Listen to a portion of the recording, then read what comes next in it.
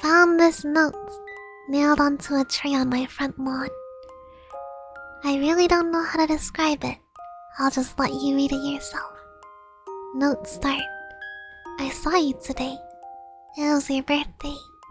You didn't see me. You hardly ever do these days.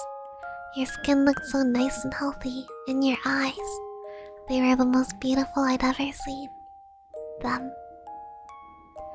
You've grown so much. I remember how different you used to look when you were younger. I remember the day I first met you.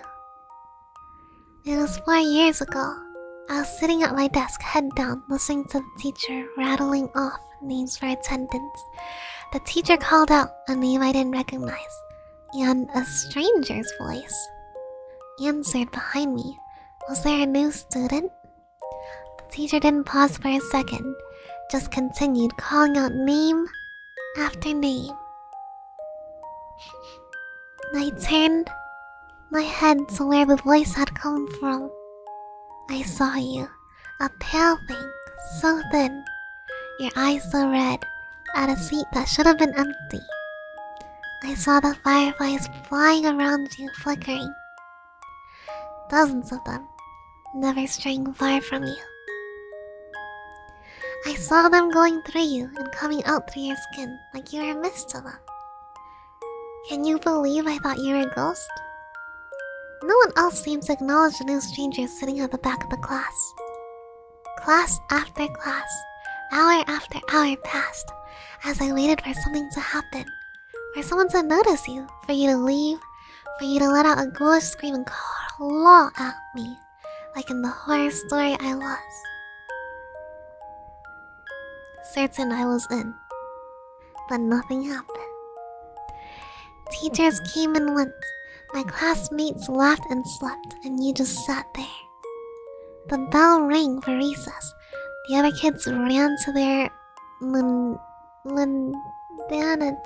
for the day, leaving me and you together in the empty classroom. You stood up and pulled a chair from the desk next to you, making it face your desk. You turned your head to me and spoke. Well, you're slow today. Come on, ask me your questions. I don't know why I didn't run away screaming at that moment. Probably would have turned out better for me in the long run. But let's not speculate. I guess at that point in my life, I was pretty bloody lonely. I figured there was only a 50-50 chance you'd eat me. And the other 50 was that someone wanted to talk with me. Kid priorities don't make sense to me either these days. So, I went along with the flow. I walked over to your desk, sat down on the chair you pulled for me, and asked my question. What were you? You told me you didn't know. You said that once you were a child, just like me, with parents and friends, you used to go to the same school as me. Then one day, one ordinary day, when you were 10, you just woke up and you were like this, covered in fireflies, and no one could remember you the moment they concentrated on anything else. No one, not even your parents. You told me of how I'd notice you every day, how I'd think of you until recess every day, how I'd come to you every day, how we would talk every day. Oh, how we would meet for the first time every day for the last 3 years. About how I'd forget the instant I walked out of the room, how everyone would forget you, how the fireflies would make them, how for the last 3 years you'd been alone. Your story was very hard to believe, so I didn't. I asked what reality prank show I was on. You look, well, unimpressed, and asked me to continue telling my story. I was caught off guard by the non sequitur. You said last time I was here, I was telling you a story. A horror story about a haunted house. As you detailed the story, goosebumps prickled in my skin. It was a story I'd been making up in my head. A story I hadn't told anyone yet. At that moment, a million reactions were open to me, all simultaneously adequate and inadequate. But the only thing that seemed proper was to finish the story for you, so I did. Halfway through, you interrupted me to ask if my mother had recovered from her sickness yet. I had to shake my head, a bit ashamed at the fact that I shared this private matter to a stranger. The story ended a few minutes before recess. My next class was in another room. You told me to go. Your steadiness took me back. You seemed so accepting of your fate, like you'd already gotten used to the idea of being forgotten forever. I was a kid back then. I wasn't a particularly smart kid, and I was probably on the onset of a crush. So, you can excuse what I did next as an example of my childhood stupidity. I grabbed my scissors, pressed it against my arm's skin, and dug in. As it drew blood, I pushed it forwards till the cut formed the shape I wanted. Letter by letter, I carved your name onto my arm. Just so you know, I don't regret that. Don't get me wrong, kid power might have made me do it. But as sure as heck didn't make the pain go away. It was one of the most painful experiences of my life. But even then, as a kid, I thought what was happening to you was unfair. I remember how your eyes looked when you saw that, the confusion. How strange it was for you that anyone would want to remember. I remember that look so clearly. When I woke up the next day and saw your name on my arm, I remembered you. I didn't forget. That day, for the first time, we had a conversation that wasn't so one-sided. You said no one had ever done anything like that before, and suggested I might have a mental illness. I won't deny it, that drew a little blood. As I talked, a creeping thought came into my head. Did you prefer it when I didn't remember? That night, I was sitting up on my bed staring at your name on my arm, wondering if I should cover it up so I couldn't see it and give you back your privacy when I heard a crash.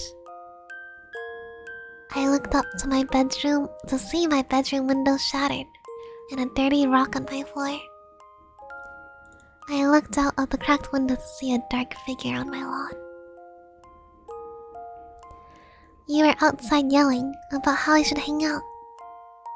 It took me a while to get used to how bad you were at talking to people.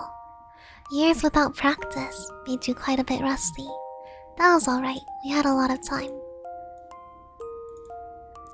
For the next 2 years, we spent most of our free time together. Most of the time, we talked. You'd tell me an aspect of your life and how you lived. You still stayed in your old house.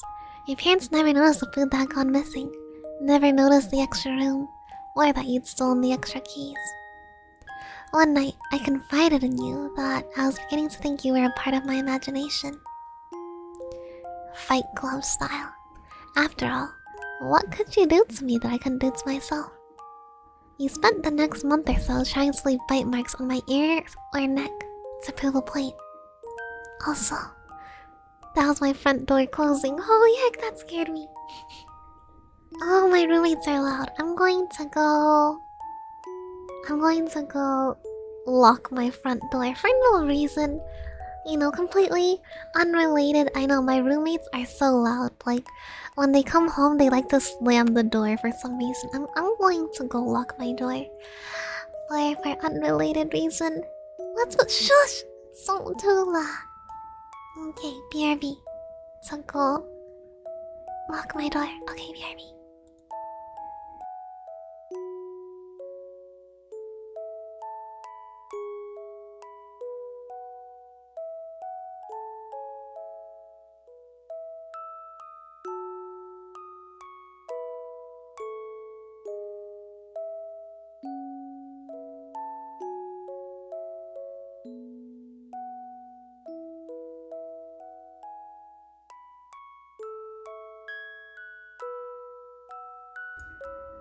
Okay, I'm back. I turned my lamp on. I don't know, more lights is good. Okay.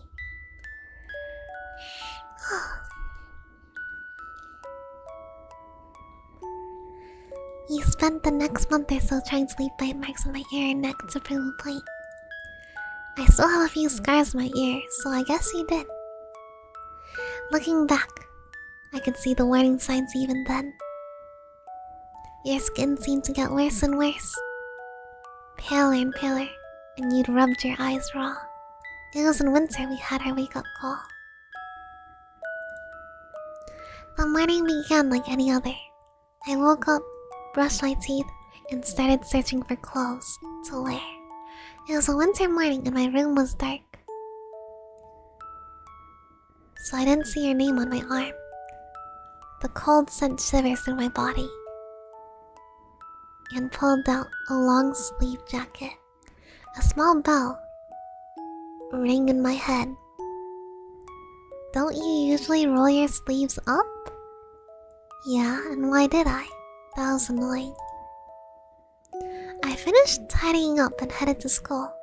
On the school bus, I felt oddly content, like something I'd been worrying about had just disappeared. I walked up the school stairs, down the hall, through my classroom door and sat down at my desk. The same feeling of a burden forgotten hounded my mind. What was I forgetting? When recess came, I just sat at my desk while my classmates ran out. It felt like a ritual, but I didn't know what for. I was contemplating just walking out to join them when I heard it. It was something small in the wind, like a whisper, but it came over and over, incessant. It sounded like my name. I knew this was strange, that this was worth my attention, but I felt oddly calm. Everything would be alright. Everything would be fine. Just ignore it.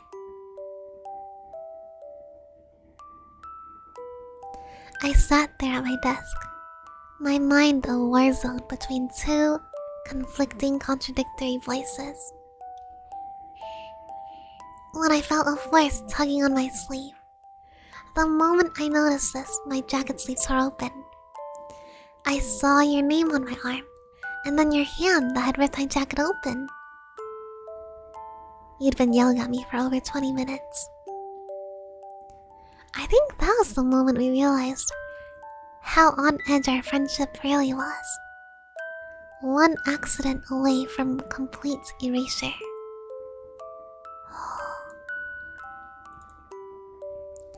We spent most of the next year in the town library together, trying to find out what the fireflies were. It wasn't really a problem for me. Because of my mother's treatment, my family couldn't afford to go on any trips, and our house didn't have heating anymore, so I was happy to spend my time with you. Trying to find information was a puzzle in and of itself. After all, how would I read about people I couldn't remember? And how would you find out who was special when no one could even remember enough about them to record them? We found our old family trees and records. Individually, we'd write down the names of everyone in the book on 2 lists. And then we would compare. The names I hadn't remembered to write down, but you had, would become the focus. They were the names who were under the curse of the fireflies. We compiled a list of suspicious books we thought could help us because they were written by, or were about, the people we were searching for. I read the books with the list of the names side by side, reading again for every page of the book. You scoured the internet on the library computers on the lookout for articles about the people. Our search would lead us to the first glimpse we got of what was really happening to you. It was late at night when you found the picture. I was a bit drowsy at that time, and almost about to nod off when I heard a sharp intake of breath. I turned to see you standing up, pointing at the screen. I didn't see anything noteworthy. On the screen was a picture of a clearing somewhere in the woods. You held up your piece of paper where you'd marked out 2 names. Susie Appleby Reagan, 13. Terry Appleby Reagan, 12. Siblings. For a moment, I saw the paper and the screen side by side. Side by side. And then I saw them. 2 figures emerging from the woods towards the camera. They were almost humanoid, with the exception of their limbs, which stretched to nightmarish proportions. Their blank white skin was that of a pure albino, and looked more like tree bark than anything you expected to find on a mammal. A cloud of fireflies surrounded the duo. The shorter one looked emaciated. I could see their rib cages around which their eyes. God, their eyes. So small, so red. The taller one, with its white hair, didn't look alive anymore. They were little more than skin wrapped around a skeleton. Fireflies swarmed out of the pair's empty eye sockets. Both reached for the cameraman. I looked at the article surrounding the picture. It was a blog posted by a hiker, 20 years after the last mention of the 2 kids. The picture was a mystery to the cameraman as well. He'd been wanting to go to the woods pictured for a while now, but he never actually remembered going. The picture had just appeared on his camera one day, out of the blue. For a moment I looked at your face. Your thin, pale face with those red-veined eyes. Would that be you when my scar faded? Just a walking horror-eyed glimpse, then forget. We worked through our reading list at a much faster pace starting from that moment. Maybe we should have gone slower. At least every book, every website we'd left untouched promised hope. The books we finished and tossed aside promised nothing but the clearing in the woods as one's future. And we tossed aside a lot of books. I believe I tore through 3/4 of my reading list before I stumbled across the journal. Oh god, that horrible, horrible journal. The journal used to belong to a mental patient named Joey who claimed to be a serial killer. He was locked up in an asylum when the police discovered his supposed victims never existed. He was diagnosed with a need for attention and shoved away. They should have electrocuted him. They should have fried him until his flesh melted and his hair burned. In the journal, he talked about how he carried out his killings. He knew things, bizarre and disturbing things no one else knew. He knew of strange creatures that lived in the woods. Of them, his favorite were the fireflies. I'm not going to tell you how he summoned these things. I trust you. I trust you more than anyone. But a thing like this belongs to the ground more than it'll ever belong to the human mind. In the end, it's sufficient to know that these things were not fireflies. Joey would start his ritual by taking a kid. Any kid, anyone he pleased. He could take them at any time. In the dead of the night from their own homes. Or in broad daylight from their front yards. It didn't matter if he was seen. He'd take them to his house and drag them inside. Usually, an Amber Alert came up at that point. He didn't care. Like I said, it wouldn't matter soon. He'd drag them to a special room in his house. Here the fireflies would come and latch onto them. Now nobody was searching for the kids. Not the police.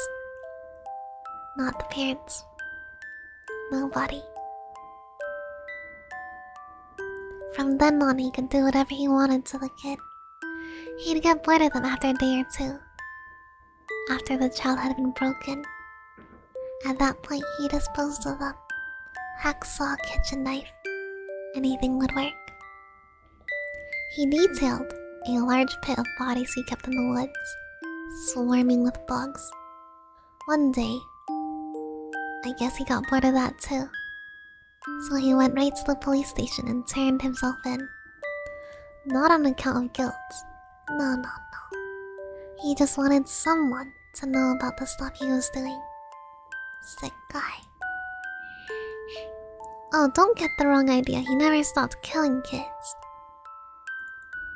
The asylum didn't stop him from doing what he liked. It just made him improvise. He made a new way. He modified the flies so they could survive without a host. Just in a dormant state. When a child, he specified the age, would approach the swarm, it would latch on and begin its effect.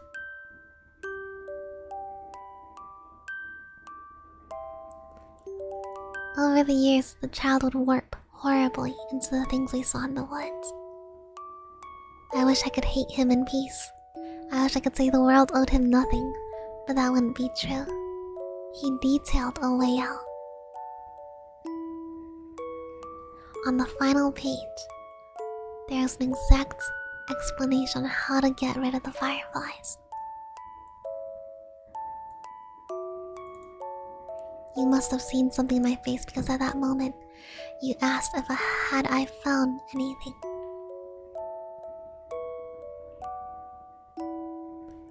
I said no and closed the book. A few minutes later, you shut down the computer. You picked up the last book and went through it yourself. When you reached the end cover, you tossed it aside. I asked what we should do now. You said it was alright. I could go home. We'd talk about it in the morning.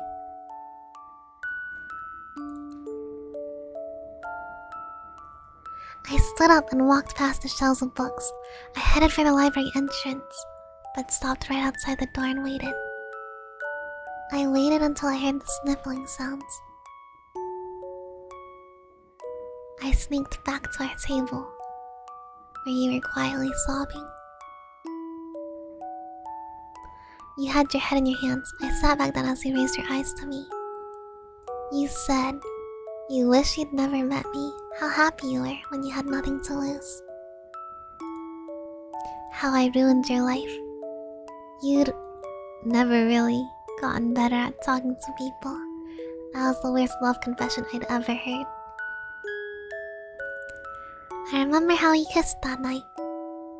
I remember your hands gripping my hair. I remember that kiss. I wish it could have been just a kiss. I'm sorry I ruined that moment. When my arms were around you, I was close enough to steal a firefly without you noticing.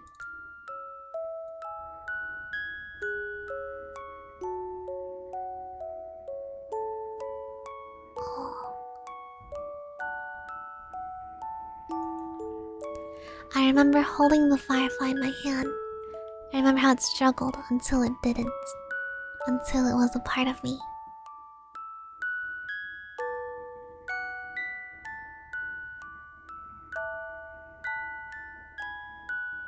The fireflies shifted. They came over to me and left you.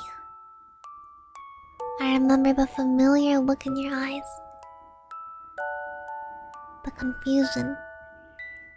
I never want to see the confusion in your eyes again. You deserve to be loved and you deserve to know that. I wasn't really living anyway. You reached for me. I pulled away as the last lights of recognition faded from your eyes. And then you were just staring at a stranger, walking away into a crowd of strangers.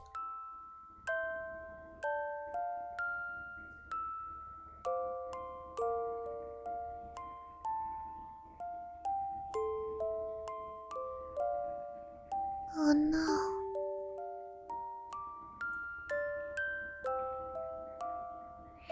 No. Oh. That's terrible. That's so sad. No, that's not the end, but that makes me really sad. No.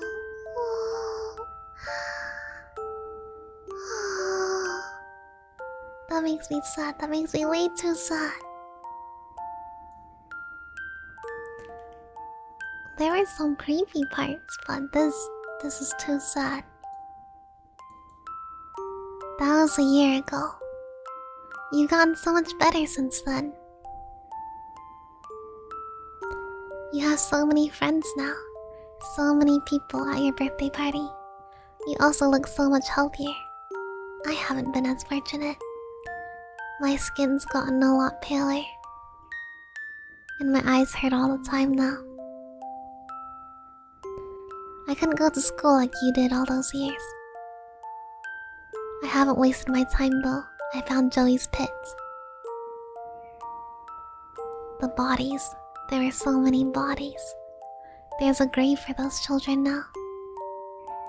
Without me, my mom could afford her surgery. She looked so happy. Just yesterday I saw her playing with my baby brother. I saw you crying yesterday. You were with your friends laughing. For a brief moment your eyes met mine. And then they were so wet. I think I'm going away. For good, I think. You're not going to be happy if I stick around. I'm so happy I met you, even if you don't remember me.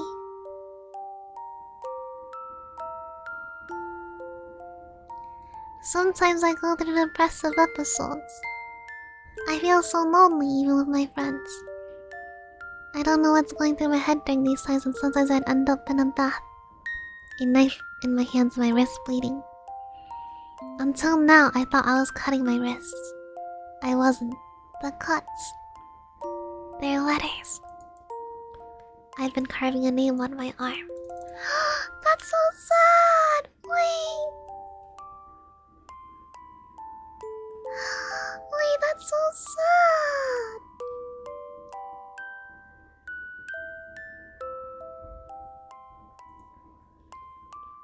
Wait, that's not even... That wasn't even scary. That was really... That was... Wait, that was so... That was so sad. It wasn't scary. It was a sad love story. What the heck?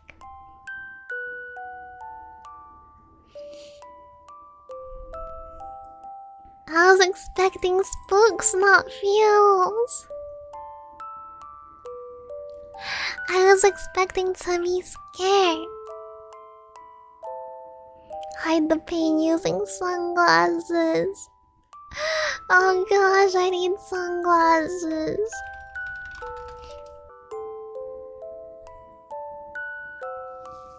Stop the music.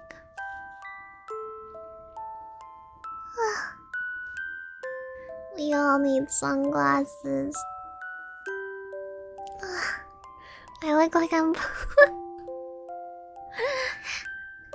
You're just a hater because of how cool my shades are.